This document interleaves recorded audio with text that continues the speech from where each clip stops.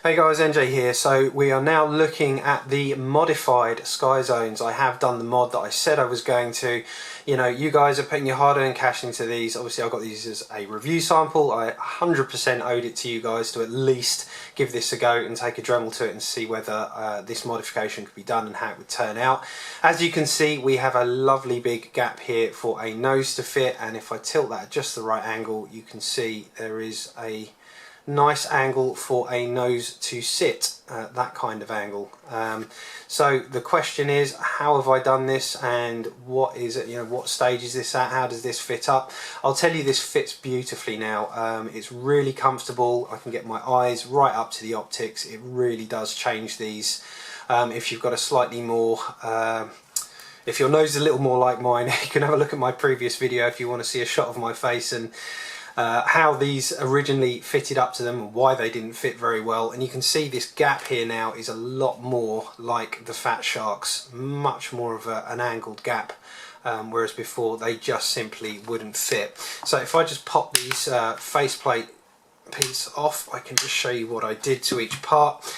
Again, I'll show you a quick splash screen of exactly what these looked like before, but you can see I've literally taken a Dremel with a sanding rotary tool on it, and I've gone up by hand and just made sure that this is high enough to the point where the bridge of my nose starts to fall away, cuts the eye line. Again, talked about that in the previous video.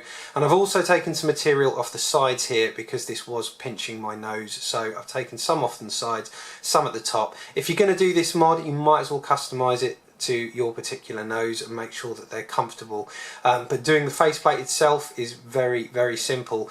Now on this side of the faceplate, you can see these are the channels for the fan hole, and you're actually going to end up cutting into an area where this would normally block off. You can see there's a line that comes down here and here to make sure the air channels get to defog the goggles. Now, although I've cut into those, you could build these sections up again to make sure that air only goes to these, but there's, the fan on this guy, even on ultra low, is pretty fierce, so there isn't going to be a problem even if you just leave this, which is exactly what I'm doing in terms of defogging. There's plenty of power there to defog. To be honest with you, it's so powerful that I'll defog and then turn it off. I won't ever leave it running, so I really wouldn't worry about that at all. But this part, pretty easy to do. Once you've done it with this, just use a little bit of wet and dry paper, some nice high grit, between, I don't know, 600 and 1000 grit's probably good, just to clean the edges up. Again, very easy. Keep checking this against your face until your eyes are in the center of the optics and the bridge of your nose is cleared and feels comfortable. So that was that bit. Onto the goggles themselves now.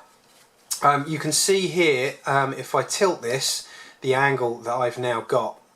This originally, you can sort of see where it was coming across before, was just simply blocking my nose. It was very uncomfortable, wasn't going to work, so I had to cut in this much. Again, I did this by hand with this guy, and I set the angle roughly to what I wanted. I kept doing small amounts and refitting until that felt good, and the end angle is kind of nose angle, which worked really well for me.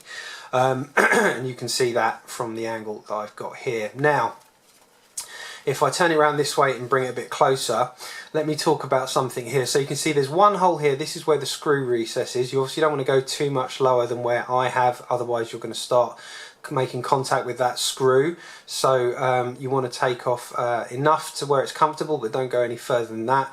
Now you'll see there is a hole here. That's because the material, let me first say there's a load of dead space back here, so you don't have to worry about going in with the Dremel. I did check that by taking these apart. There's a deep screw there that goes all the way down, and one of the PCBs is kind of almost halfway into the depth of the goggle from here, so you're not going to touch that. You can't actually even see it. It's just a bit of black plastic there, you can see, which is part of the support for this screw hole. So you've got nothing but dead space back there, so you're absolutely fine to do that. Now there's a couple of ways to avoid this hole, one of which is to take the goggles apart and add a resin or some hard CA or something to this material on the back, so that when you do file down here, you've then got this support material behind it.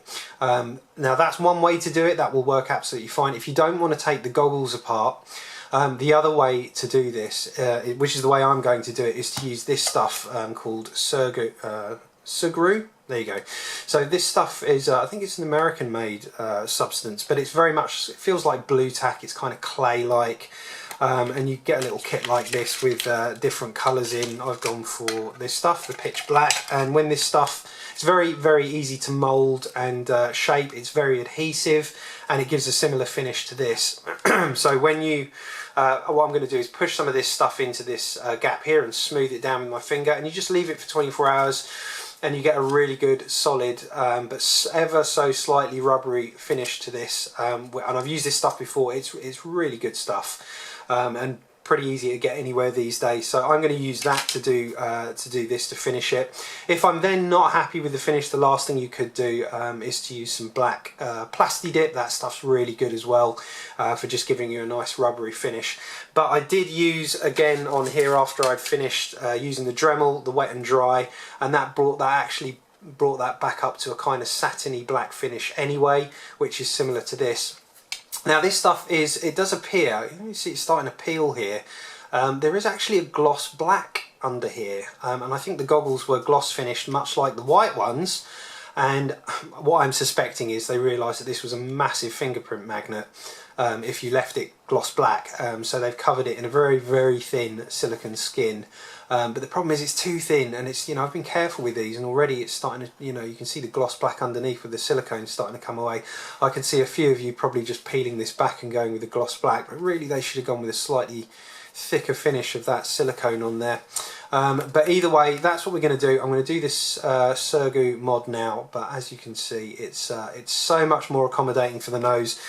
And if I again, if I just put those back on, give those a click into place, you can see that's all worked out really well. I've got the gap I want, and it's considerably more comfortable and much more like the Fat Sharks in terms of the gap, fit and finish. So is the mod a success? Well, yes it is. Should you have to do this? No, you really shouldn't. What I think Skyzone should have done was to actually release the goggles with enough of a recess in the actual goggles themselves to accommodate for, the different types of noses, whether your nose is very flat or very proud or whatever it is. Make the gap for both. Then you've got the option of releasing two faceplates. One faceplate that can come all the way down here and accommodate for a smaller nose, and then one with a bigger recess that accommodates for a bigger nose, and that way you've got options. The problem is if the material isn't removed from the goggles, you don't have the option to do that.